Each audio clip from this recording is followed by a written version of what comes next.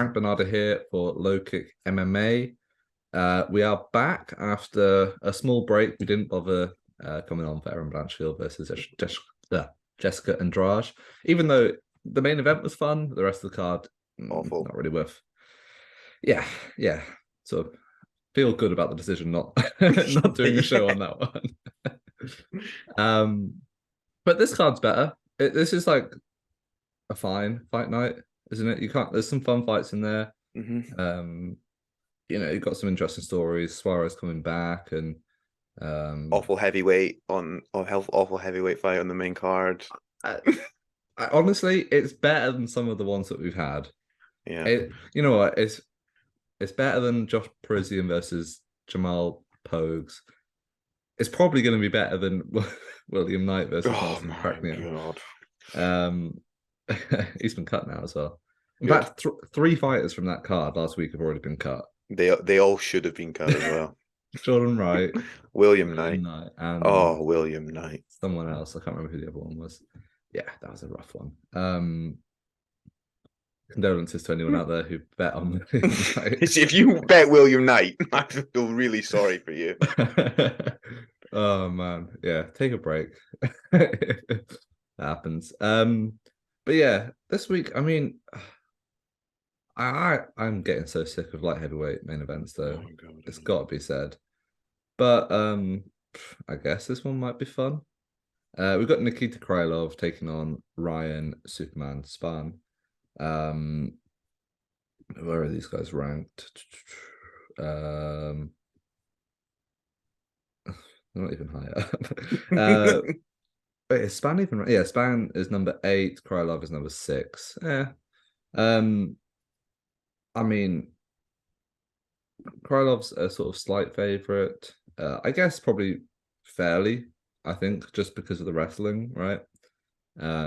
It was pretty impressive what he did with Volkan Oezdemir after getting lit up early in his last fight, and then just turning it into like a 2.5 round wrestling clinic. We all know Ryan Spann hits very hard, but it's a bit one-dimensional. I don't know. What's your read on this one? Listen, it's light heavyweight, so it doesn't make sense at all. So, like, I side with Krylov in this one. I think he's proven that he's a kind of upper echelon light heavyweight. I don't think Ryan Spann is. He's obviously got power, and like if Spann finishes him in the first round, like I'm not going to be surprised. But I think this, especially with it being a 5-round fight, I think that favors Krylov, to be honest.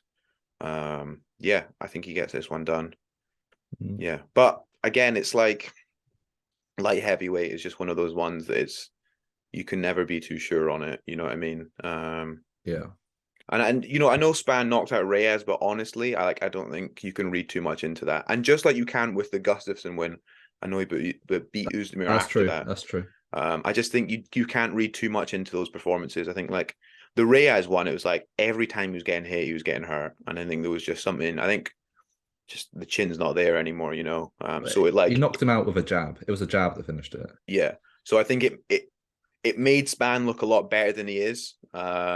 He's obviously got finishing ability, but yeah, he's got quite a lot of submissions on his record as well. He's got an okay guillotine and stuff like that.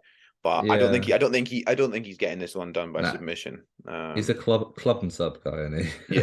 Yeah. What about you? Who'd you like in this one? Well, I mean, we haven't got props yet, which is surprising considering it's Wednesday now. We normally have them out. Honestly, like I would be tempted to take a Spann inside the distance. Yeah. Or if you've got one of those books where it lets you get like Spann round 1 and round 2, something like that, you probably get some decent plus money in that might be worth it. But I think I probably will stay away from this one, in all honesty. Same. Again, maybe an inside the distance prop might be worth it, but then like I don't know, 5 rounds is interesting. I think just stay away from it, to be honest, though, because take an under maybe take one of the unders, under 4.5. Nah, because I think if you're gonna do that, just take Spann. Because knowing light heavyweight, it's gonna be a boring point fighting on the outside. Exactly. Do you know what I mean? That's why I say stay away from it, because I feel like there's too many ways for the fight to go. Like, yeah, 100%. Spann might just knock him out in 1 round or 2 rounds. Krylov might take him down and wrestle fuck him for the entire fight, or he might go for an early sub. Yeah. Spann might get a club and sub. There's too many ways for it to go. Like I just stay away. Hopefully it's some fun violence, but honestly, these are sort of fights I just don't care about. I really just don't give a shit about it. There's no implications. I think that's what they're missing. Like these Vegas cards, there's nothing on the line for any of it, because it's like even on like some fight nights, you're like, oh well, this is the main events at number 1 contenders, or they're getting a big fight after. There's nothing on this, so it's like it's really hard. It is hard to get excited about these ones. Like Krylov can be entertaining, so can Spann, but it's like, is that enough to be the main event now? I guess they got to meet their quota, but just it's bad. It's really bad. Yes, yeah. But moving on, the next fight actually is probably my favorite on the card. It's a really fun middleweight fight. People quite often disparage the middleweight division for being not the deepest, but to be honest, not deep. No, it's quite often it's a division of people with singular skill sets, isn't it? Yeah. And, I mean, does anyone encapsulate that more than Andre Muniz, the sort of Brazilian jiu-jitsu just specialist? Having said that, he has evolved his game to the point now where it's not just a BJJ game, it's a sort of BJJ game adapted for MMA. We were speaking off camera before. He has a really nice double leg takedown. One of the things you always say with BJJ guys is that they can't get the fight to the ground. But I mean, I think against Eric Anders, just as soon as Anders comes in, just spears into him. And Anders is a decent wrestler as well. He's a fucking unit as well. And he's he fought like heavyweight. Yeah. So former NFL footballer or whatever it is. Yeah. I mean, Muniz has looked near unstoppable so far. Let's be honest. He submitted Jacare. Obviously submitted Anders with almost the exact same submission, going to the back and then extended the arm. And most recently, he just dominated Uriah Hall. Wasn't the most exciting fight, but he just backpacked him for 3 rounds, and there's nothing Hall could do. Taking on Brendan Allen. Before I start getting into him, I know you're favouring the Allen side a little bit. Well, do you know what? It's like I don't mind Allen as the underdog. I think he's not a bad choice. Like I do favour Muniz, but I think if you're on the Allen side, I don't blame you. You know what I mean? Yeah, fair enough. I probably got into this off camera before, but we'll speak about it now. I just think the fight plays into Muniz too much, the way that Allen's going to approach this. Maybe he has a bit of an edge on the feet. I don't even know if he massively does, because I think Muniz is fine on the feet. Mm-hmm. And I don't think Allen's not a particularly hard hitter. He's a sort of competent pressure striker. But I think that'll play into Muniz's game. You catch him as he's coming in with those double legs, or Allen will try to clinch him, which he absolutely loves to do. And Muniz has shown repeatedly now that he's really potent. Even when he's pushed against the clinch, he will find a way to take the back, bring the fight to the floor from there. He's done it multiple times now. And once he's got the back, he's got the rear naked choke, he's got the armbar. He's lethal. I really do favour Muniz in this fight. I'm definitely going to bet maybe in a parlay, because I think he's minus 170.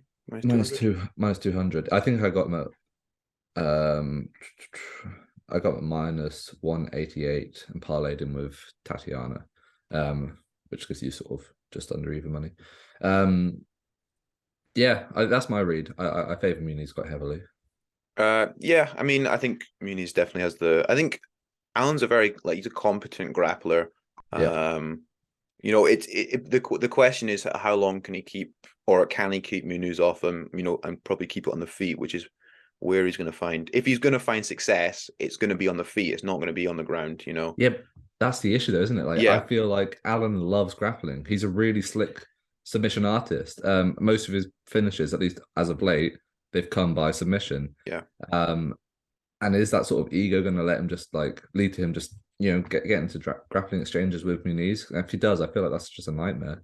Yeah, like if he plays the game too much, you know, like some people are just willing to like let it happen because they feel like they're a competent enough Yeah. grappler, and then they're just suddenly caught in something they can't get out of it, you know. I'm like talking about getting backs. Muniz is just like it's on another level. Like you see a lot of these like newer age jiu-jitsu guys, they're like doing things just to get to the back. Like they're setting up the back take.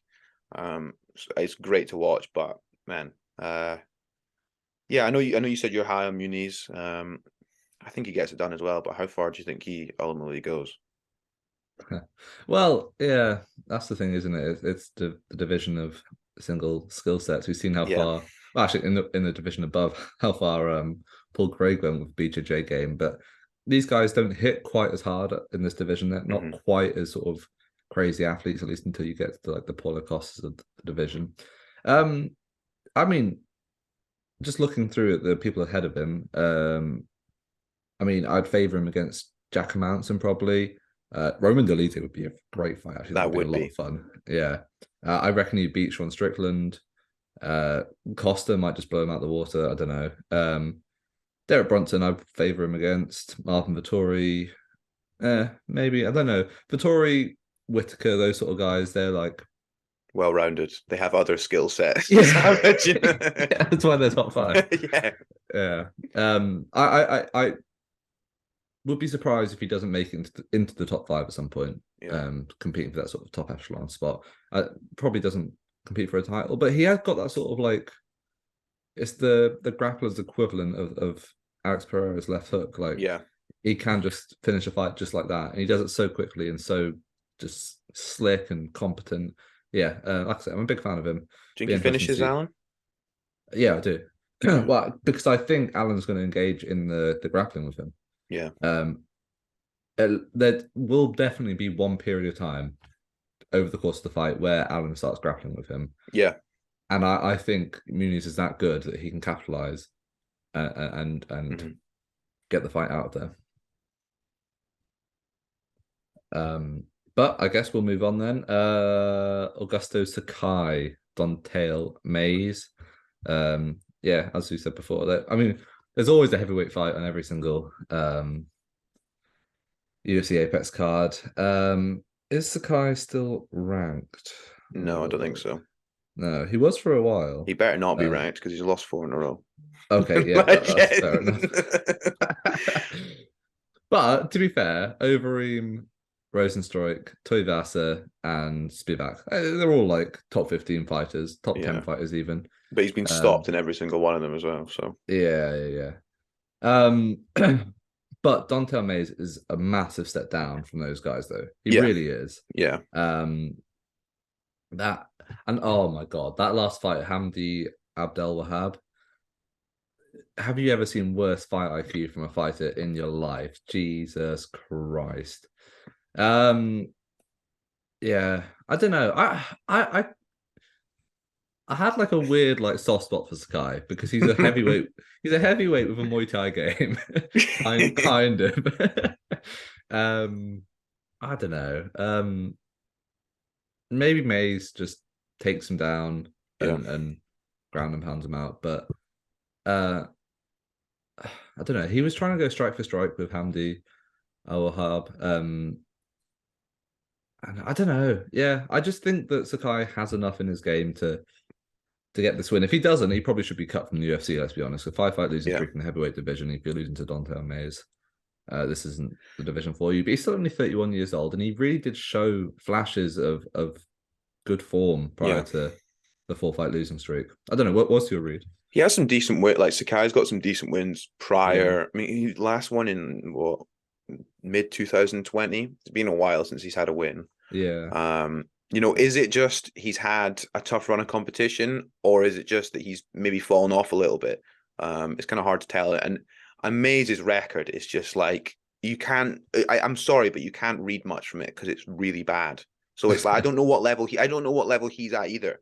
So it's like I think like I would favor Sakai, but I'm staying away from it, definitely. Do you know what I mean? It's like how we were saying earlier, it's like weird things can happen in fights like this. Do you know what I mean? So yeah, expect the kind of unexpected with this, but I would back Sakai.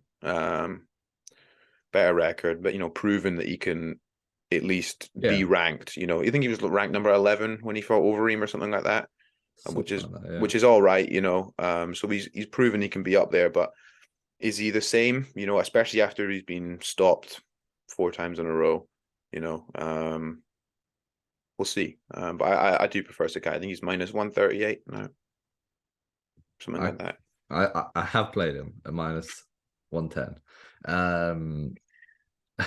Right, the thing is as well, I keep doing this, right, where I play a heavyweight that I like on the main card, and we come on here and you start fucking chatting shit about how unpredictable it is and how whatever, and I'm like, okay, well, usually the line moves so I can like make a tiny bit of profit by cashing out. So I'm like, right, you know what, it's not worth it. Every fucking time it worked. Justin Tafa versus Parker Porter, first round KO.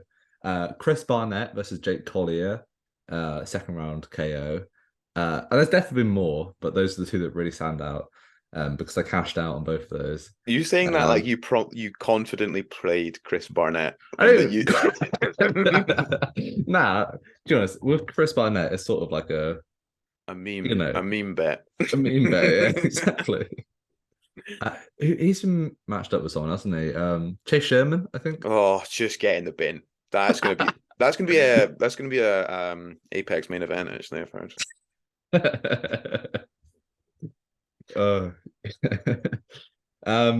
Right, yeah. Moving on. Like I say, favors the guy a bit, but yeah, don't put your life savings on him. One person who I think you probably could confidently bet on if the line wasn't so wide is Tatiana Suarez. She's finally making the comeback after she's been out for 3 years and 8 months. Yeah. Taking on Montana De La Rosa. Bit of a sort of checkered record right now, but a decent enough opponent. I think this fairly good return opponent. Maybe you should have someone who's ranked. I mean, at least it's not a UFC newcomer or something like debutant or something, Contender series fighter.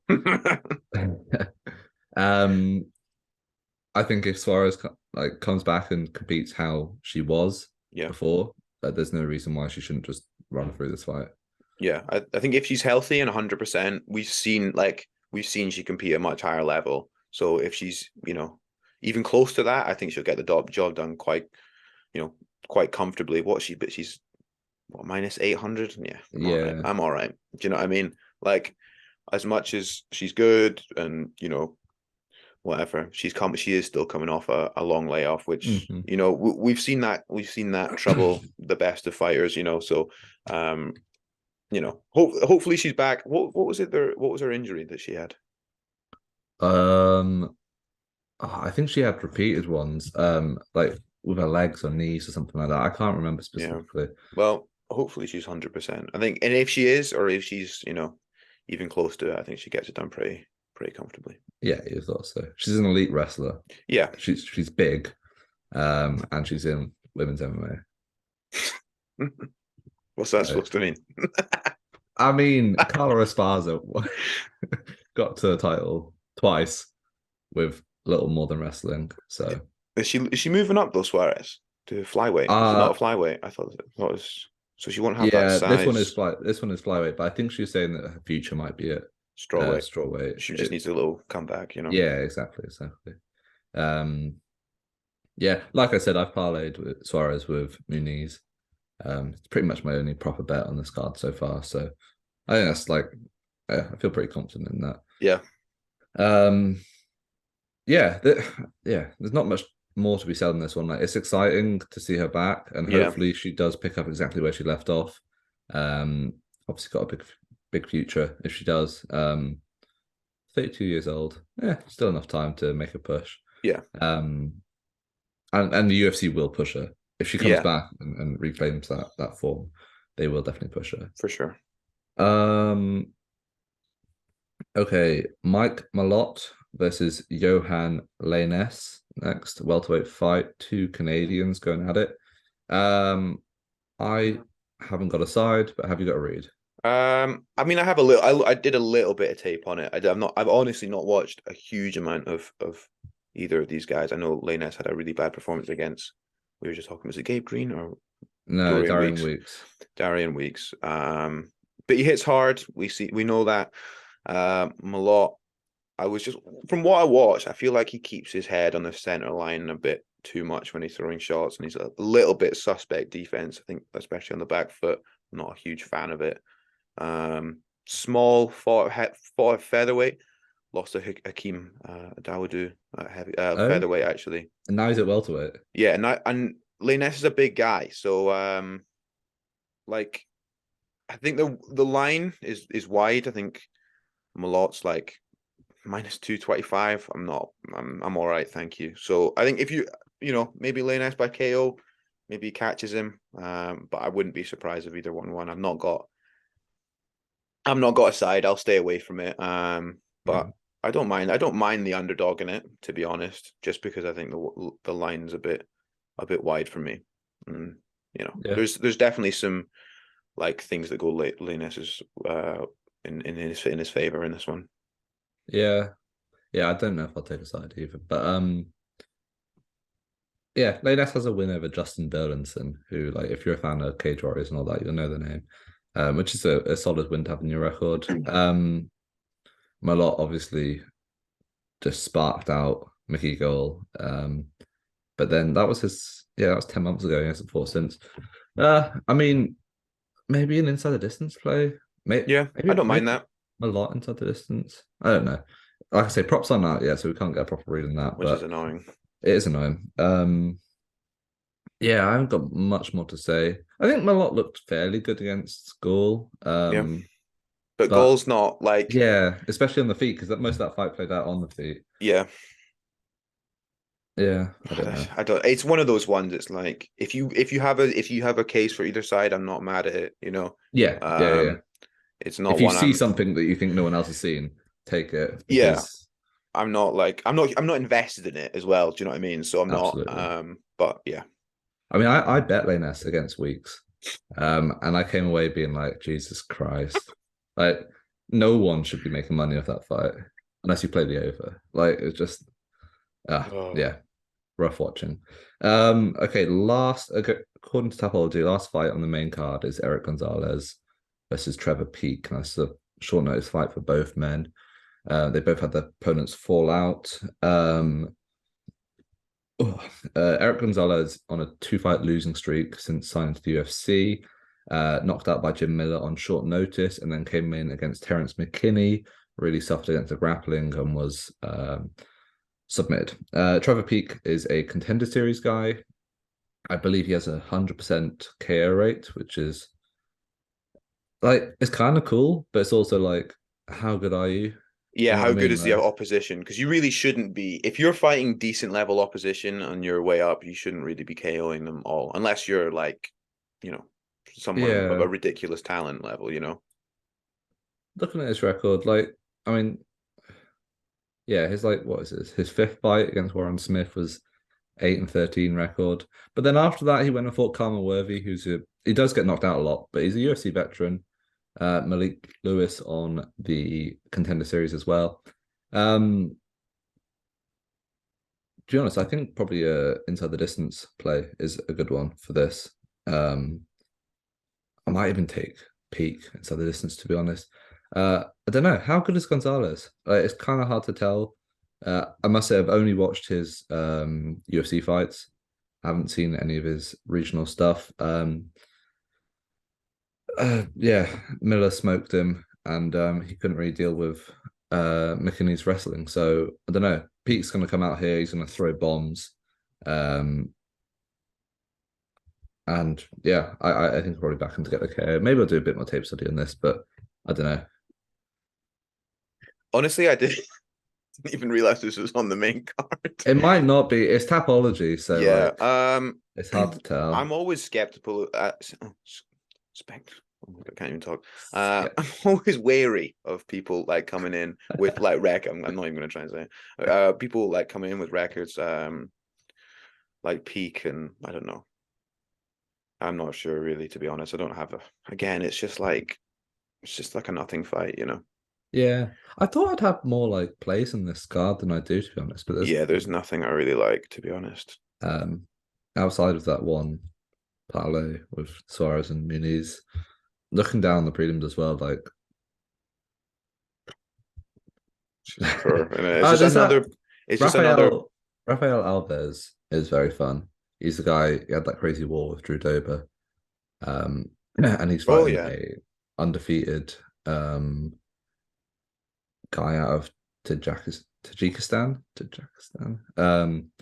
He's coming off a Contender Series win. That should be a fun one. Joe Solecki's on there. Charles Johnson. Odie Osborne versus Charles Johnson actually could be quite fun. Yeah.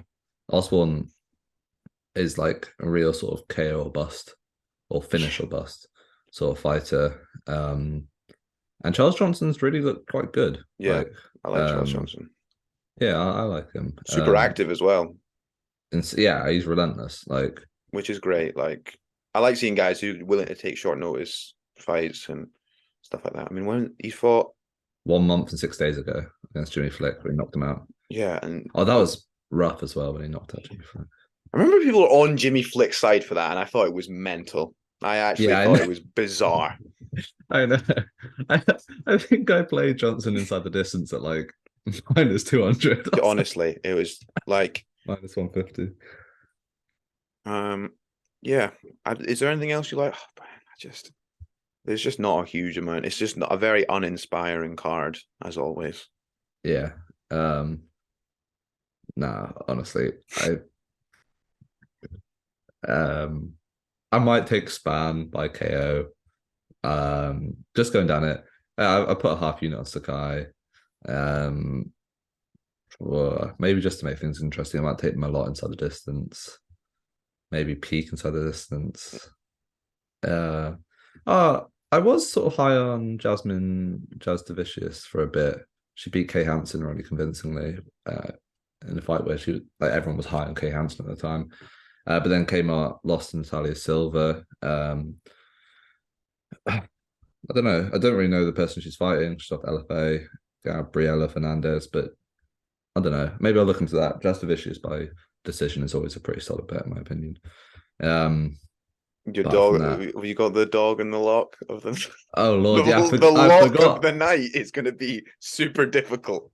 Nah, I've got 2 locks. It's obviously mine now. Go on. What's your? Give me yours first. Oh. I honestly, for dog, I'll go Ryan Spann. Probably, I'll probably go Ryan Spann.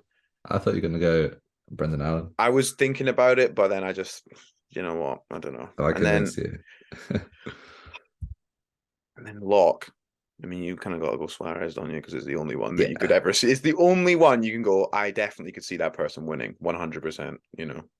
I feel, well, my lock would be Andre Muniz in that way. I suppose. I think, I don't know. Maybe I'm like way off and I'll be like completely made to look like a fool. But I don't know. I just, from the tape study I've done, it just feels like it's only going to go one way to me. But yeah, maybe I'll be completely wrong. Dog, obviously Montana De La Rosa to beat. No, I'll probably go for. It's so difficult.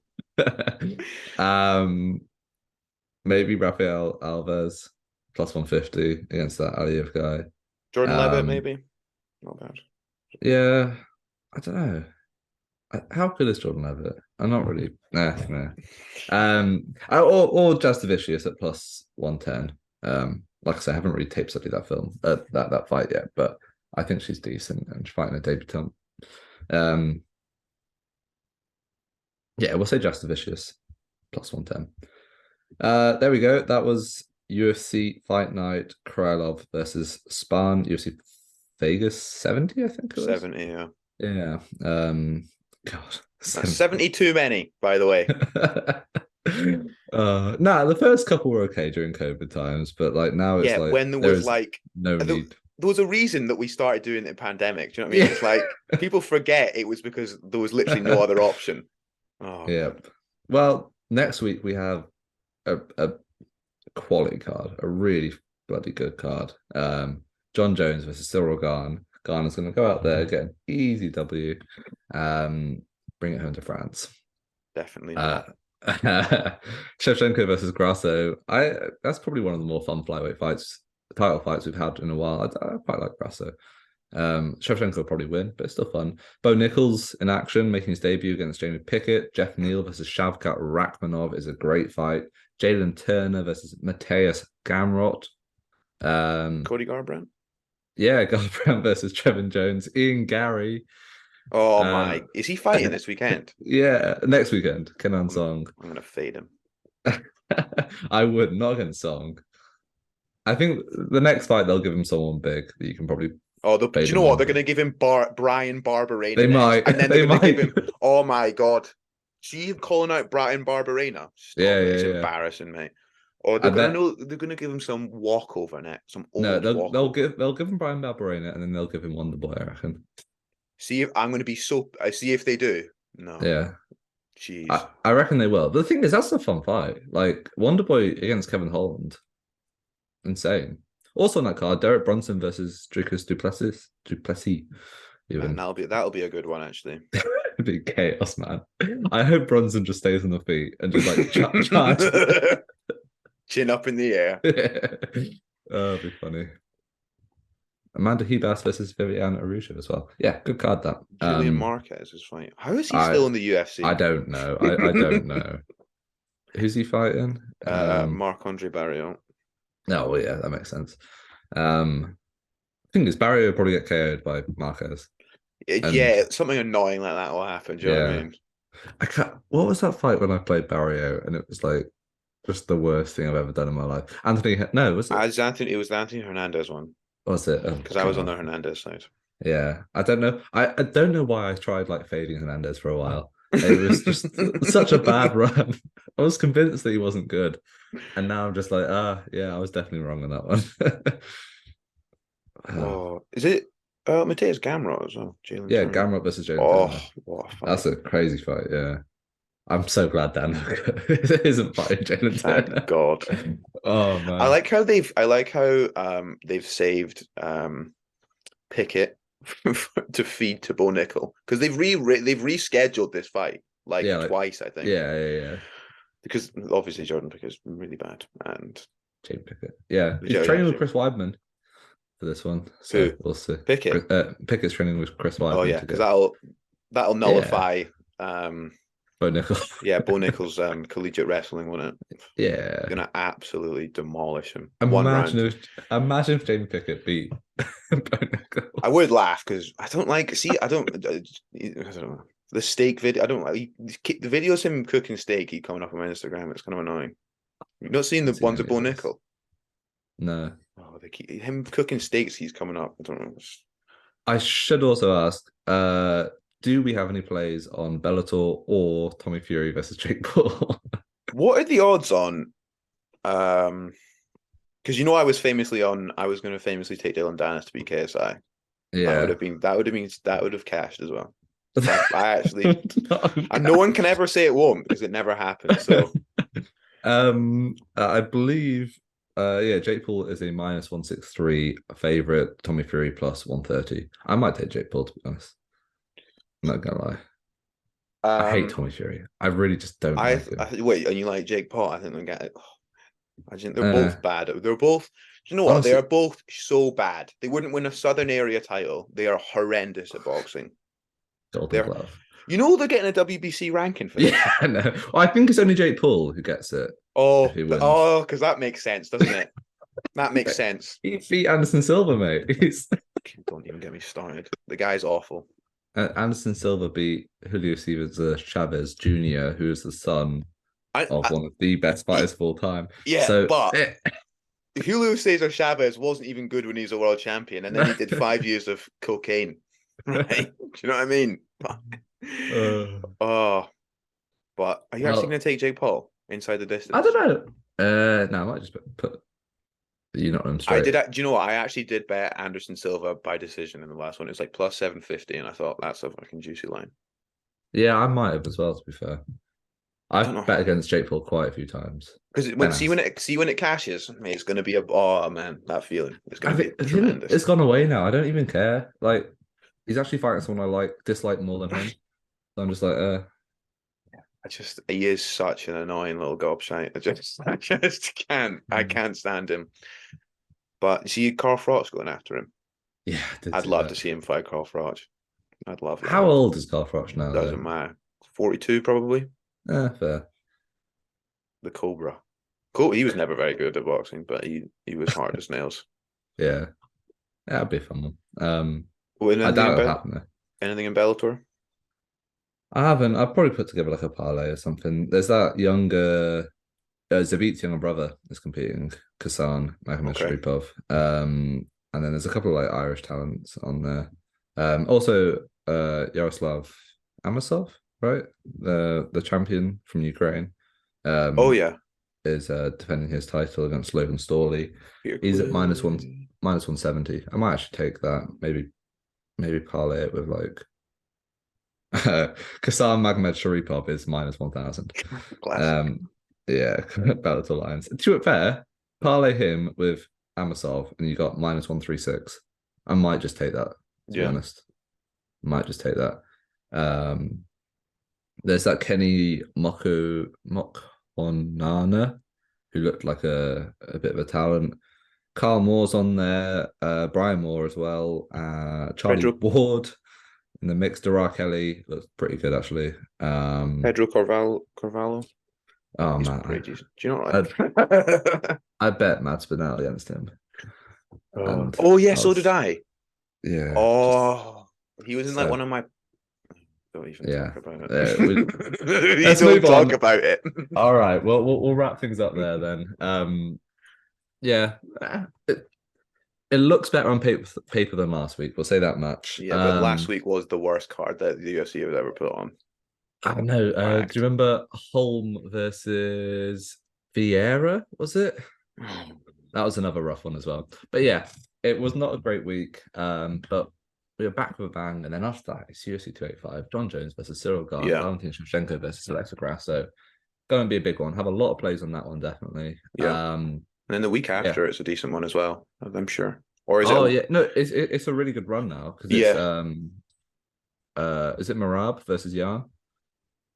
Yeah, and then it's like another pay-per-view, and then it's another decent fight night. I swear it's a pretty good run. Isn't it the UFC London card? Yes, it is. And then it's Vera versus Sanhagen. Yeah, couple of bangers. So March should be a good one. But yeah, we'll wrap up for now.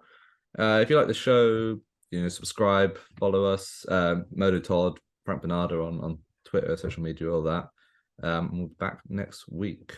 Make sure to subscribe to the LowKick MMA YouTube channel for all the latest news, event previews, and interviews with some of the biggest stars in MMA.